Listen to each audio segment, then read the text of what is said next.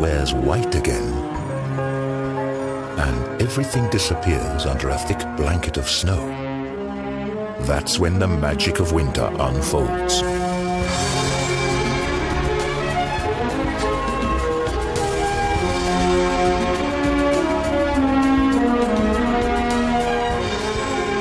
As in every year, nature shows us a world of wonders.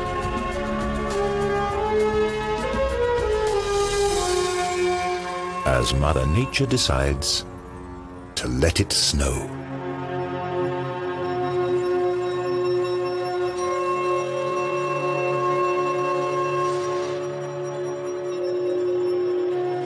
Snow crystals are natural works of art, as fragile as they are ephemeral. Each crystal is unique, and yet all develop in accordance with the same six-fold symmetry.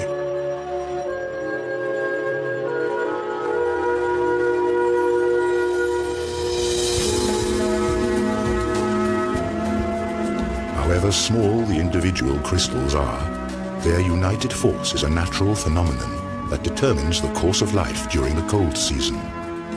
This is particularly true for the alpine mountain ranges.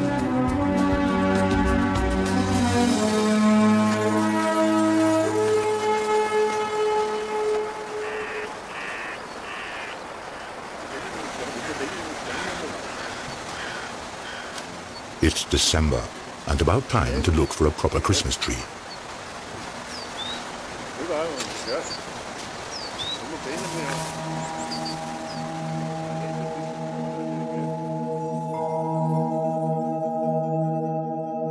Snowflakes descend softly from the tree, and we've never before seen nature's white splendor quite like this.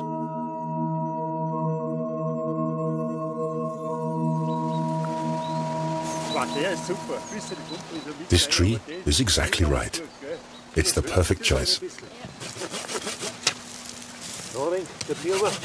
Super. Schau mal. Der passt genau. Wie schaut das dann so gut aus? Schau mal, der best ausschaut. Passt genau.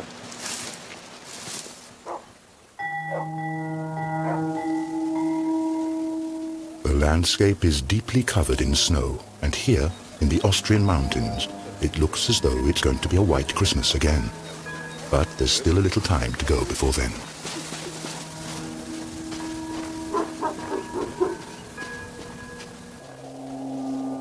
The wild animals sense that the weather is about to change.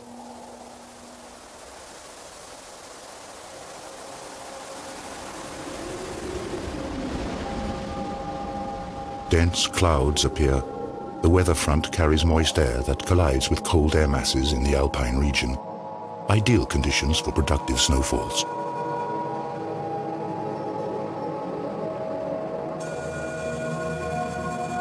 When it is barely below freezing, the first snow crystals begin to form inside the clouds.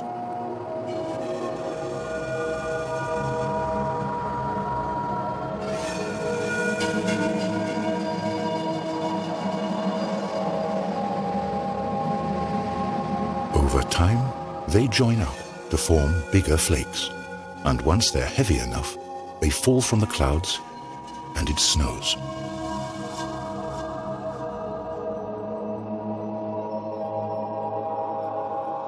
Each of Mother Hulda's works of art is unique. No two snowflakes are exactly alike. Unlike raindrops or hailstones, snowflakes fall gently from the sky.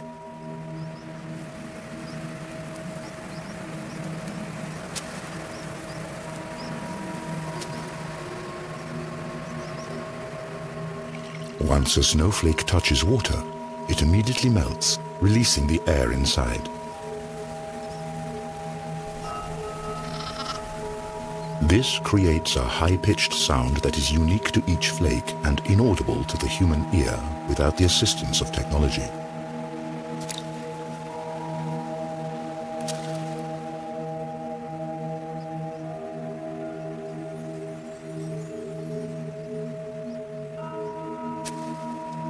On their descent to the ground, some of these fragile structures run into warmer pockets of air and melt.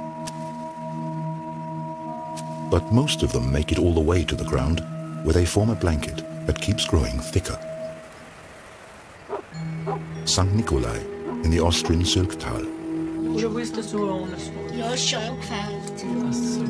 Here, as in many valleys of the Alps, time-honored Christmas traditions are kept alive. All throughout the Advent season, the whole family takes part in preparations for the grand celebration.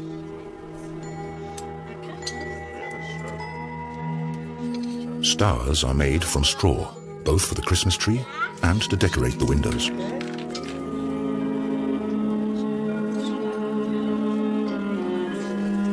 And once the snow starts to fall, visions of a white Christmas begin to stir in everyone's dreams. While the family is busy with Christmas preparations in the warm room, the snowfall grows heavier outside.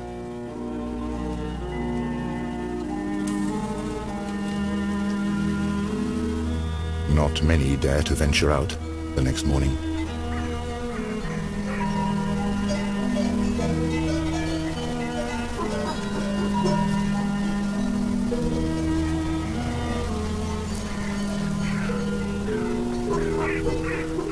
For some animals in the wild, winter is the hardest time of the year.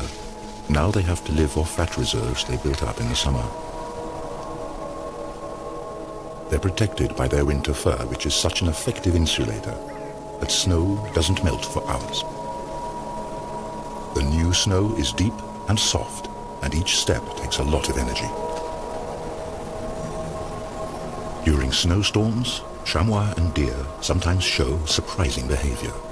They allow themselves to get snowed in, as the blanket of snow protects them from wind and frost.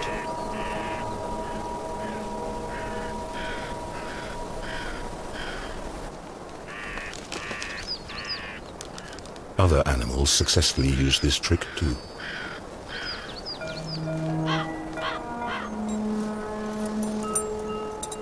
Huskies spend the night outside. They don't mind even the sharpest frost and the heaviest snowfall. And in the morning, the hardy dogs are busy getting rid of the snow again.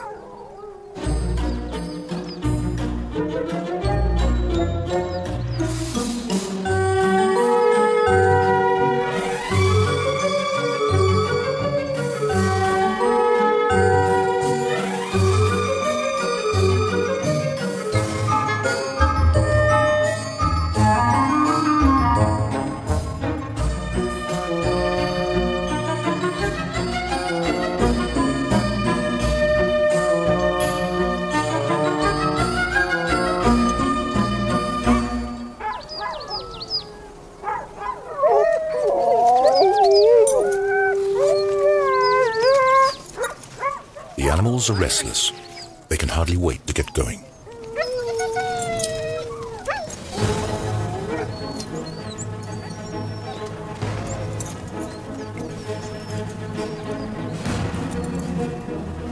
Huskies are originally from Siberia, where they've been used as sleigh dogs for centuries.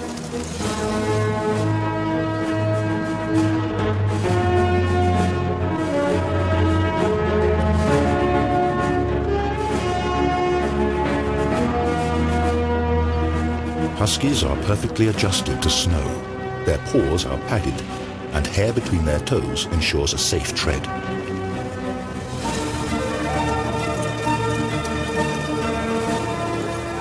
Dog sleigh races are becoming increasingly popular everywhere, and only the strongest and most experienced animals get to run at the head of the pack.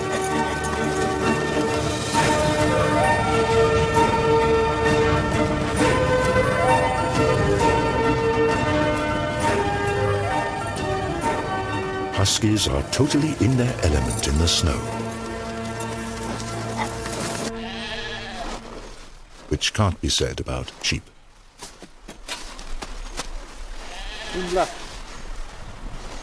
If a herd is surprised by a snowstorm, it usually means heavy shoveling for the shepherds.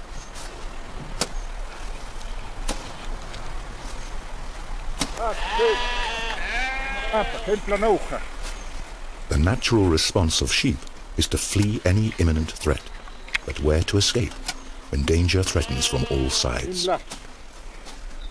Oh, kom eens naar. Huh? Kom eens naar. The sheep are noticeably confused.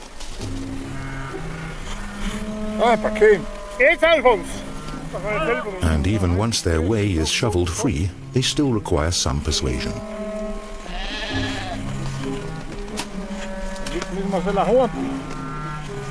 Without help, they would freeze to death, as in September 2007 when hundreds of sheep perished in the Austrian Alps. It takes quite some time until the strange caravan reaches the stable.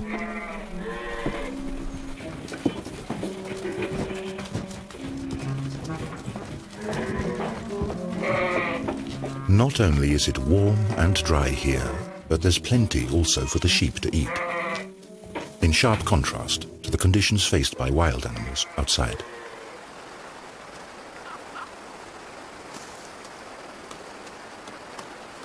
For chamois, for example, foraging in the winter is a challenge.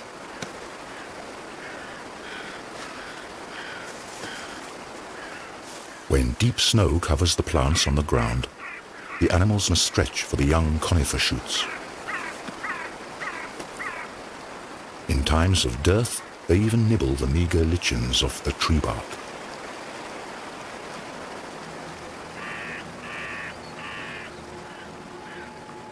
The splendid white snow is already several feet high as the next cold front approaches the Alps, bringing even more.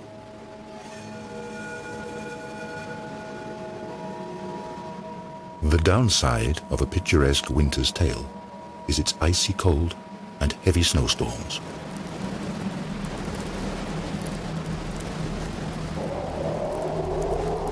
And once a dense snowfall and strong winds combine, things get really uncomfortable. The snowflakes whip horizontally through the air.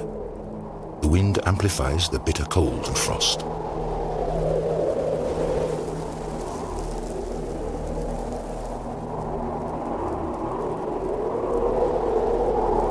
Animals in the wild suffer the most under such extreme weather conditions. Many of them must look for cover now. Some of them have developed their own survival tricks. The snow vole, for example, lives in caves underneath the snow where the temperature never drops below freezing.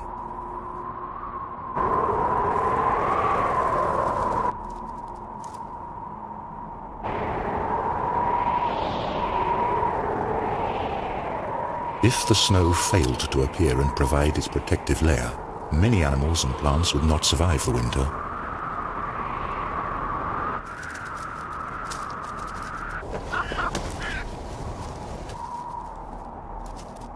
While the snow vole is secure in its warm cave, the chamois are climbing up the mountains in search of food. Above the timberline, the wind continues to blow the snow away and exposes withered grass. But these frozen tufts are merely signs for the chamois. They scratch right next to them for grass that didn't freeze under the snow, thus remaining edible.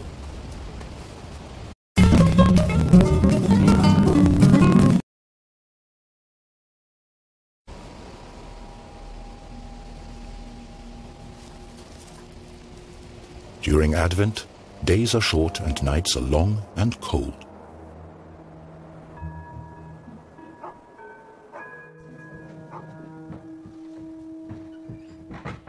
Inside the houses, though, it's warm, and the smell of biscuits, the long-awaited harbinger of the upcoming Christmas celebration, lingers everywhere. Many old customs and traditions brighten up this time of eager anticipation.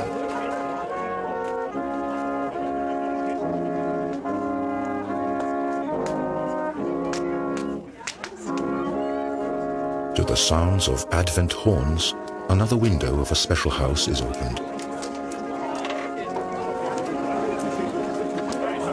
It's an oversized Advent calendar, and next to it, hot sweet chestnuts and open hearths provide warmth and a sense of belonging and well-being.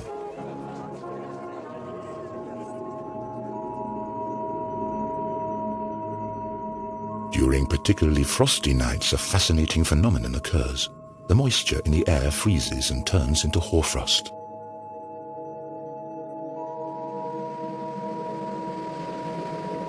Overnight, the landscape is covered with ice crystals. The result is a winter picture book panorama.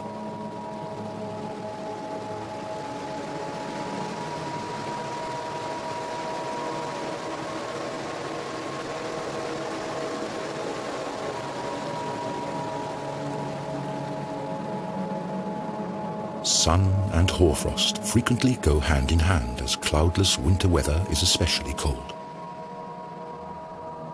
However, hoarfrost doesn't only accumulate on boughs and branches, but also on the blanket of snow.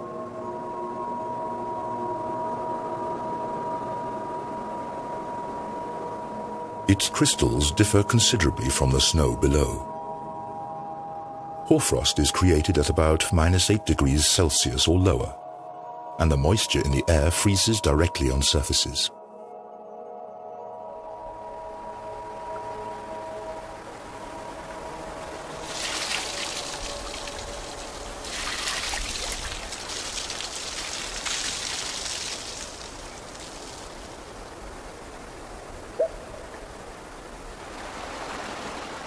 Freezing cold winter nights provide ice. And the inhabitants of some alpine valleys take advantage of this. They still master the high art of ice cultivation.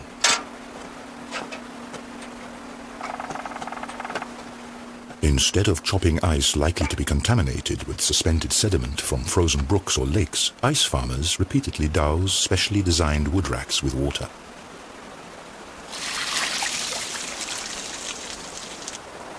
Taps several feet long of particularly clean ice are grown here in the cold, while any sediment is washed away by the surplus water.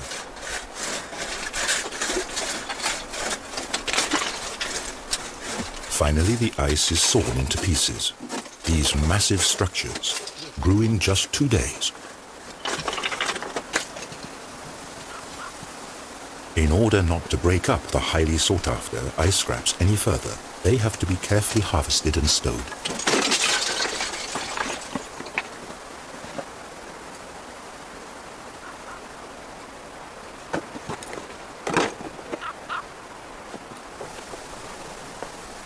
This frosty speciality is a pure pleasure and safe to enjoy in food and drinks.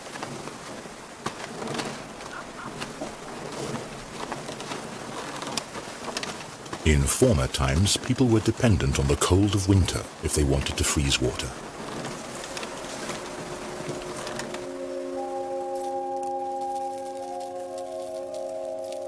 Today, researchers like Johanna Spiegel create snow crystals artificially. In the cold laboratories of the Swiss Federal Institute for Snow and Avalanche Research in Davos, temperatures as low as -40 degrees Celsius are common. Here, researchers create nature-identical snow. Scientists examine the structure of this snow under the microscope. An atlas of snow crystals records about 6,000 different crystal forms. Humidity, temperature, and the water's molecular structure are crucial data points. Electrostatic fields align the water molecules hexagonally, and this basic structure holds steady as the water slowly freezes and the snow crystal gradually grows until it's finished.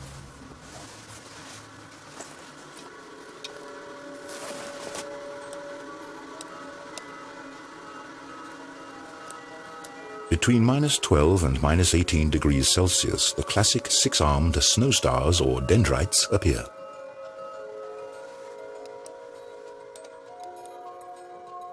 It's the temperature that determines how finely branched they become. Freezing water gives off heat, which decreases at higher temperatures, and this in turn causes additional variations in structure, because a bigger surface facilitates the discharge of heat. Consequently, dendrites turn out to be distinctly less branched when they're created at lower temperatures.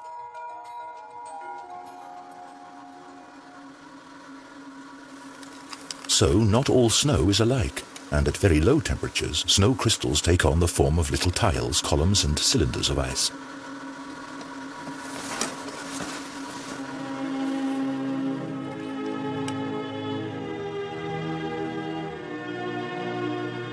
But what is somewhat inconspicuous under the microscope is actually every winter athlete's dream and the height of winter fun.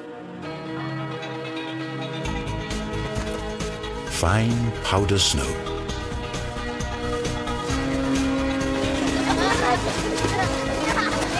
Children are particularly fond of this delightful variety of winter's produce.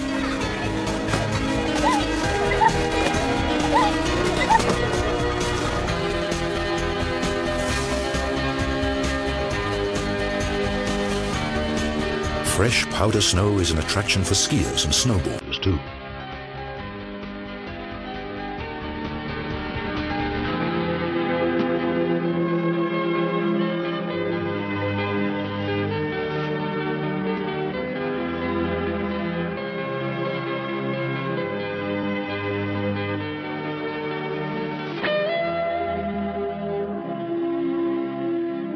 But sparkling white winter landscapes also serve another purpose. New snow reflects about 90% of sunlight. Thus, snow plays an important part in the global climate.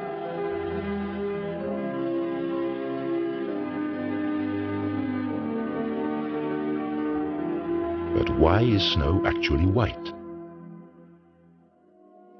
The ice of the snow crystals is colorless and transparent. At the border surfaces between ice crystals and air, the white sunlight is reflected and scattered. And with enough randomly distributed ice crystals scattering light in all directions, the overall color that results is white.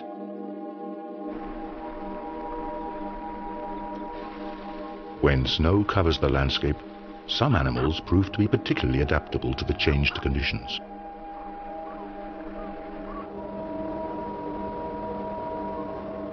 During the winter, the ptarmigan with its bright white plumage is superbly camouflaged. It changes the colors of its feathers according to the season to deceive its enemies. The same is true for the mountain hare. However, its winter fur is more than camouflage. Thanks to its insulating properties, the hare survives temperatures of -30 Celsius. Not only in the Alps have the animals adapted themselves to winter.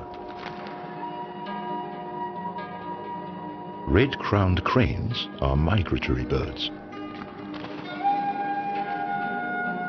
But on the Japanese island of Hokkaido, they remain at home throughout the year. During the winter months, these elegant birds perform their courtship ritual.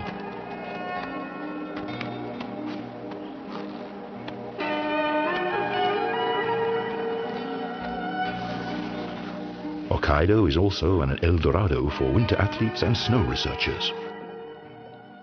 In his research, Masaru Emoto investigates the factors that determine the growth of ice crystals. Emoto's findings are as interesting as they are controversial. According to his hypothesis, the process of crystallization can be directly influenced. The water is exposed to the sound of music or spoken words. In the case of negative sounds or concepts, the crystal structure is supposedly strongly distorted. Positive musical words are reported to result in beautiful crystals.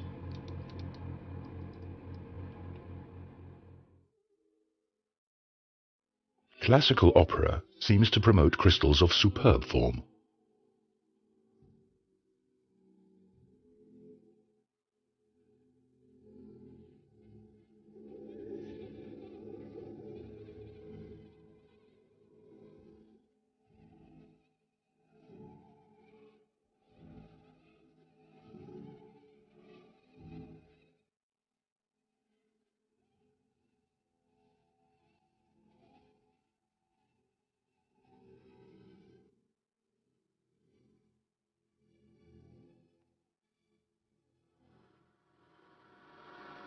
However, other factors may also influence these experiments. Ice crystals grow following a chaotic principle. Even the smallest influences change their shapes. Maybe it's simply the rhythmic sound waves of the angry music that disturb the development of their fragile structures.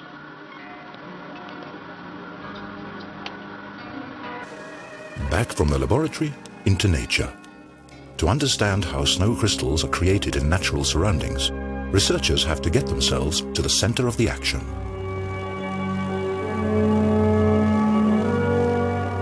On board a hail defense aeroplane, the Austrian meteorologist Alexander Podesser flies straight into the heart of a snow cloud. Gauges measure temperature, humidity, and wind speed.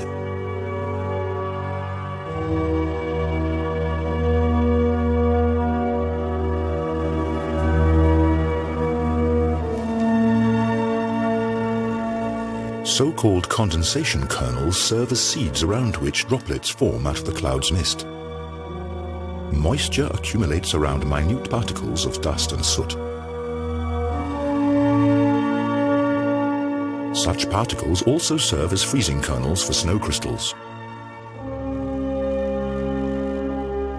It's already cold enough in the clouds. The first crystals start to form. They grow, link together, and descend as snowflakes to the earth.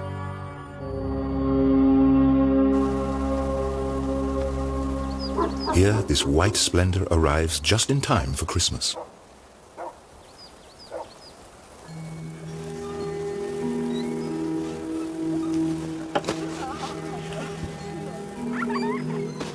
Snow has a magical attraction, especially for children. Now snowmen are in high season.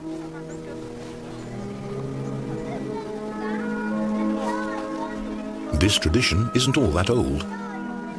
The snowman became popular only in the 18th century as a symbol of the hard winter. But this image has changed due to improved living conditions, and people increasingly enjoyed the cold season.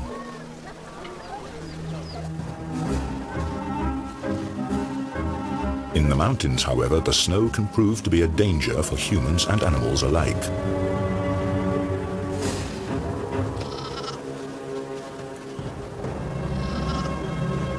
A young chamois is stuck in the deep snow.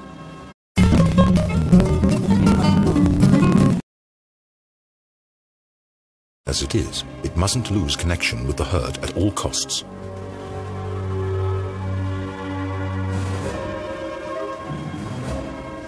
But the young animal sinks deep into the snow and falls further and further behind.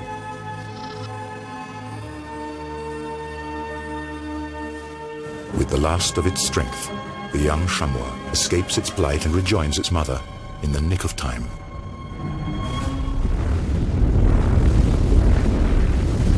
The devastating avalanche thunders down into the valley.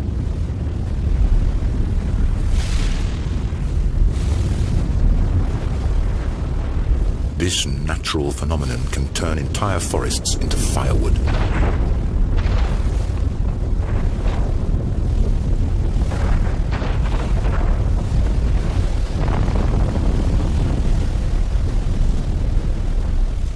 Avalanches are winter's greatest danger in the Alps.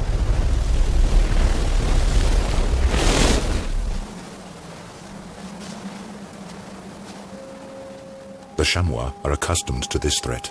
If a herd has to cross a dangerous mountainside, the most experienced animal leads alone.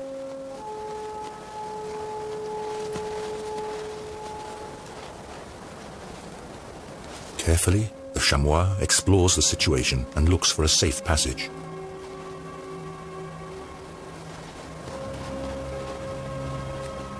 At the same time, it creates a path in the deep snow for the rest of the herd to follow.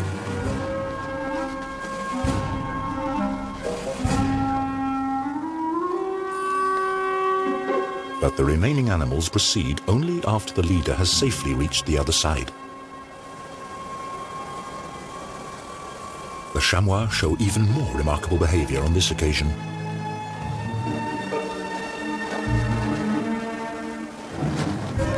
The herd doesn't cross the hillside as one. Instead, the animals risk the dangerous passage one at a time. By doing so, the chamois instinctively reduce the strain on the snow cover, and thus the risk of the entire herd being swept away by an avalanche.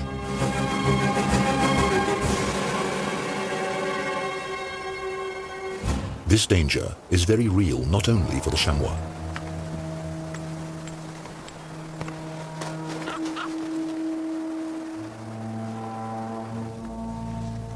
Ski tours are a fascinating way to enjoy the white splendor off the beaten track.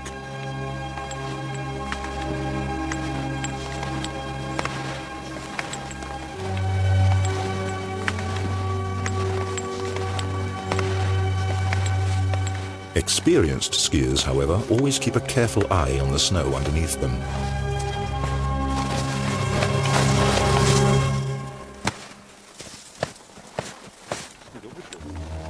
All too easily, a snow shelf can break off and drag a careless skier deep beneath the snow.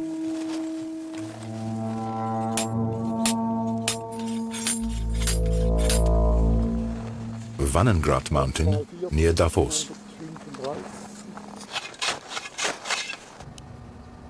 Here, researchers from the Swiss Federal Institute for Snow and Avalanche Research study the causes of avalanches. In this testing ground, profiles of the snow cover are created. 126, 2 cm. Jörg Schweitzer examines everything, from the lowest layer of granulated old snow to the fine flakes of the most recent snowfall. 20 kleine Runde in Klammern, halb bis 1.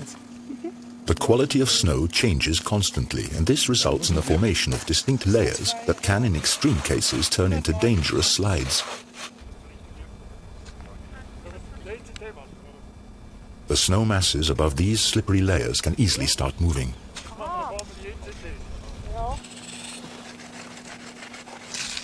The researchers cut out a block of snow to test its stability.